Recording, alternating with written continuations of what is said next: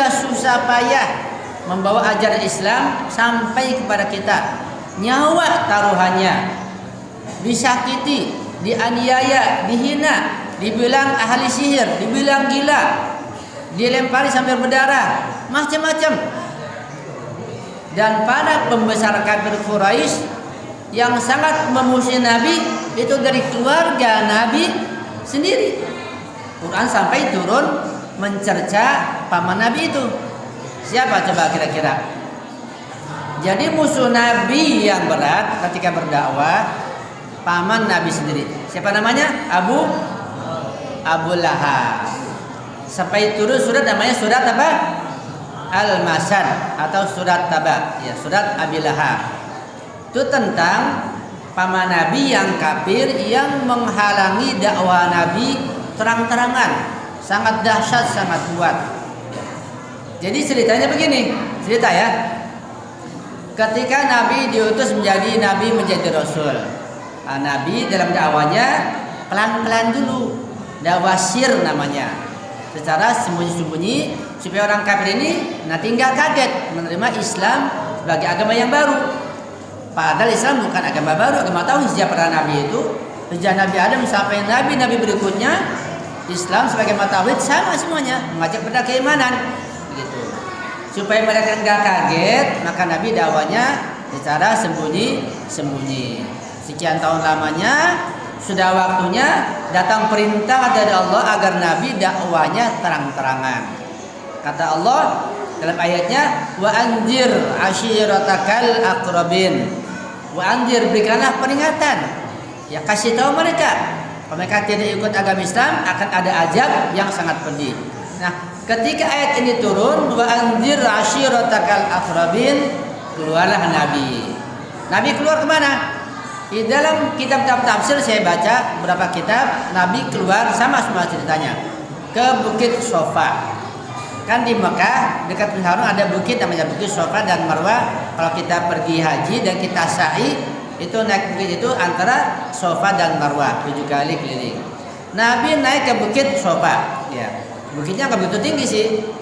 Karena zaman dulu kalau memberikan informasi itu naik ke bukit.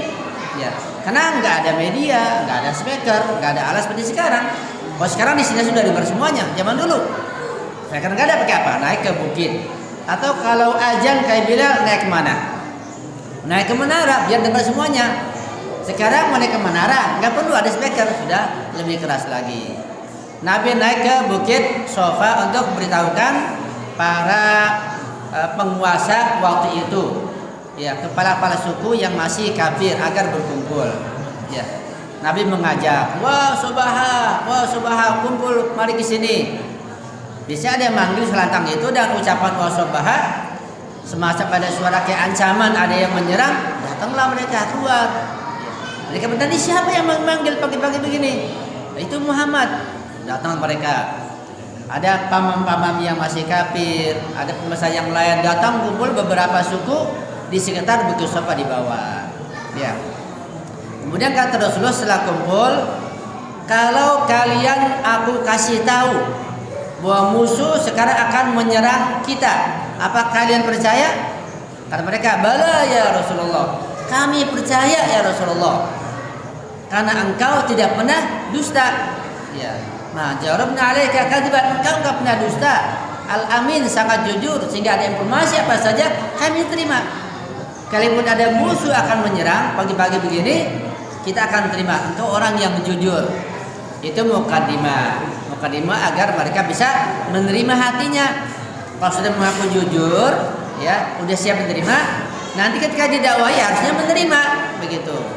Kemudian kata Rasulullah, aku akan berikan kabar bahwa dibalik aku sebagai Rasulullah, utusan Allah, sebagai Nabi Allah, Allah telah utus mengajak kalian pada ajaran Islam. Jika kalian bisa menerima akan bahagia, tuflihu. Jika kalian menolak maka akan ada azab Allah yang sangat pedih. Gitu. Nah, sebagian mendengar menerima karena beliau yang jujur, yang amin, yang nggak mendusta. Pasti beliau sebagai al-amin yang jujur mendapat wahyu dari Allah pasti diterima. Sebagian menerima. Tapi ada yang membangkang dan menolak sangat keras di waktu itu. Siapa dia? Itulah Abu Lahab.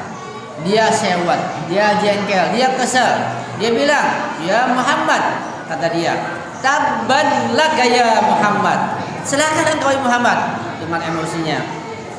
Alihada jama'atana jami'an, apakah untuk ini engkau kumpulkan kami untuk kasih tahu? Dia enggak nerima. Nah, ketika dia mengatakan tabban laka ya Muhammad, celakalah engkau ya Muhammad, turunlah surat Al-Lahab. Turun surat Tabbat Yada Abi Lahabi wa Tab. Itulah sebab turunnya surat Tabbat Yada.